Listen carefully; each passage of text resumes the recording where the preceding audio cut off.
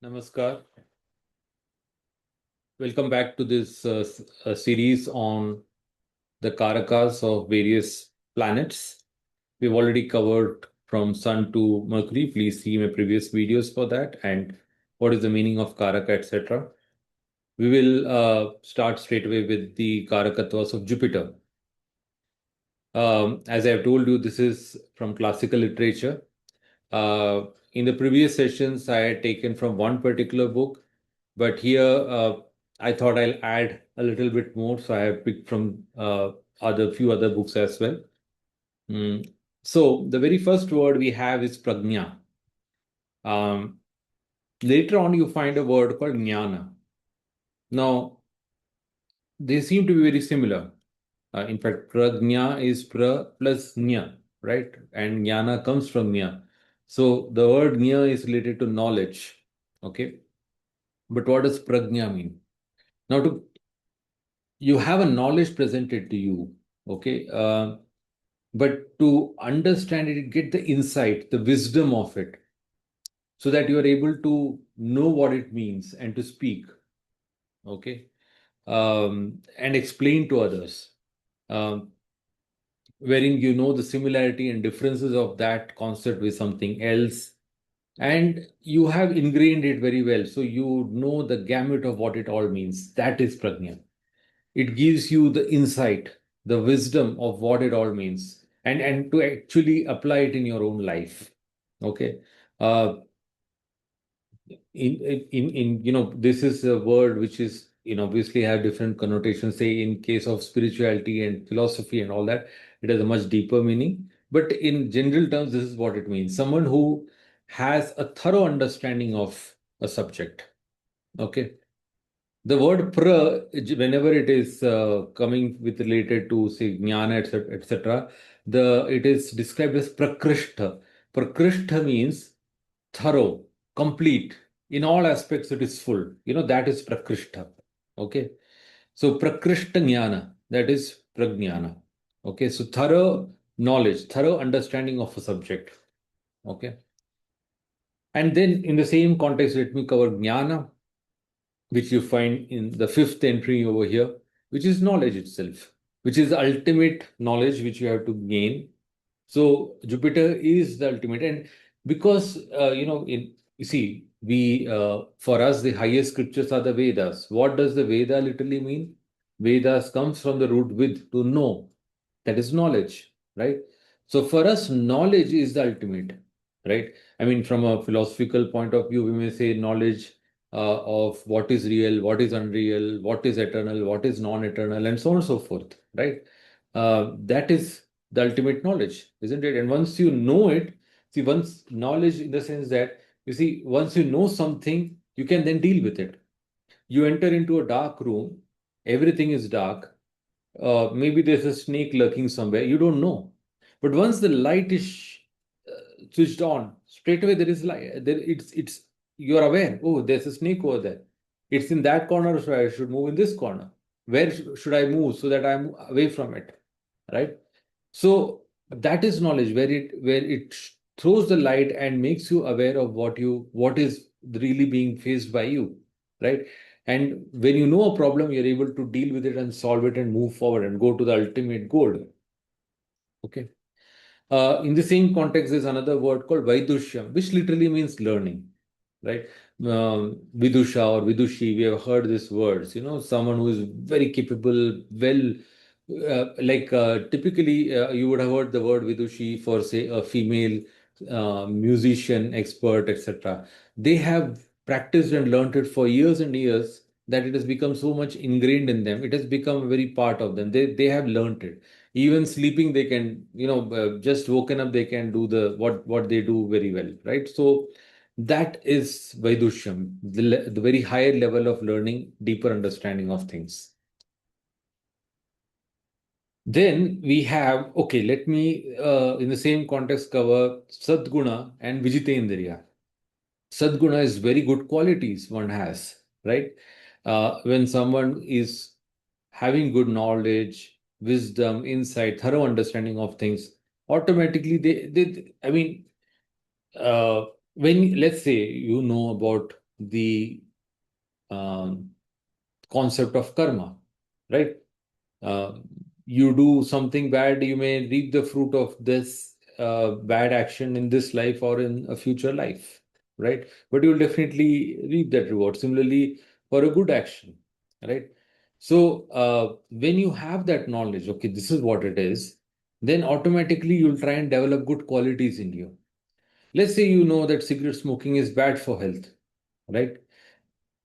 When that knowledge comes to you, right, then you may make efforts to overcome it. You may succeed, you may not succeed, but you will at least try to make efforts to overcome it and thereby develop some good qualities. So the knowledge and wisdom, etc., and how to lead one's life, how to lead a disciplined life, etc., that gives you good qualities. In the same context, Vijitendriya means sense conqueror, meaning someone who has conquered his senses, who is not a slave to his senses. See, in fact, that is a precursor to Sadguna. So when you are able to conquer your senses, you are able to lead a disciplined life, okay, and full of wisdom and knowledge. Because of the knowledge, you are able to lead that discipline. You know that importance of leading a disciplined life, right? And hence, because of those who develop good habits and good qualities, that is called Sadguna. Okay. Uh, and because of that, you have Deva Brahmana Bhakti. Deva means the exalted ones, gods. Okay, Brahmana means those who are very knowledgeable. Who Brahmana literally means someone who is on the who is whose achara is towards going towards Brahma, not the Brahma, but Brahman, the ultimate, right? Whose entire life is geared towards the way he leads his life, his conduct, his habits, his daily routine, etc., is all geared towards going towards the ultimate cause, which is Brahman. Okay, so you have bhakti towards such people. Deva, you have bhakti towards higher knowledge. uh, Gods, Deva literally means gods, but it is a very higher level of knowledge, right? And that's how all these things are. You can get a picture of what Guru is, what Jupiter, Brihaspati as a planet is, right? Brihaspati is not for nothing called Deva Guru. Because of these qualities, he is the Deva Guru. Okay. Hence, Mahatmyam, you have greatness, you have glory, right? You have Sammana, which is honor, right? So people, glorify you. People sing pains of your greatness, right? They find you very important and they honor you, right? Now, apart from this, it also is Jupiter is called Dhana Karaka. Okay, hence it is Vitta. Vitta means wealth, finance. Similar as Dhanam. Okay, uh, and it's also kosha, which is treasury, right? So, in fact, the iconography of Brihaspati is someone who has a big pot belly, right? So, and that's why it is also related to fat. So there's one word over here, nourishment of body and fat and all that. In fact, in Parashara specifically says amongst the different parts of the body, like sun is indicative of the bones, moon is indicative of blood, and so on. In that context, Jupiter is indicative of fat, the bulk of our matter. In Hindi you may say charbi. That is what is Jupiter, and hence it is about nourishment of the body, pushti. Okay, sharira pushti. Now, in the context of Vitta and Kosha and Dhanam, we have various words. Dhanam means wealth, Vitta also means wealth and finance. But when you etymologically try and understand what Vitta means, there's a verb called Vittayati. Vittayati means to give away. So that which you have, which you can give away. See, Jupiter is also a Karaka, a secondary Karaka for the 12th house. Okay. In this context, I didn't talk much about the houses as I did in my earlier thing. Now that it has come, so the natural 12th house is ruled by Jupiter, which is Pisces. Okay, and Jupiter is also Karaka, secondary Karaka. Primary Karaka is Shani, Saturn, because its 12th house is a Dusthana. It's indicative of losses and all that. but it is also about expenditure for good causes. So charity, danam, right? So when you have wealth which you can give away to others, see, the entire point of wealth is okay, you expend it, but not just to keep it, right? When you keep it as a saving, it goes to the second house, right? But when you spend it and say on good causes, that is like the 12th house. And in that context, vitta is that which wealth which you have, which you can give away, right? Which you can donate to, say, to good causes, to charitable causes, for, say, taking care of orphan children or aged people who've been abandoned, or for donating to temples, or for doing good yajnas and all, where people are fed properly and brahmanas are able to earn something out of it, etc. So that is vitta, right? And kosha is the treasury which you actually keep. That will be more like the second house. Okay, similar to dhana. Okay.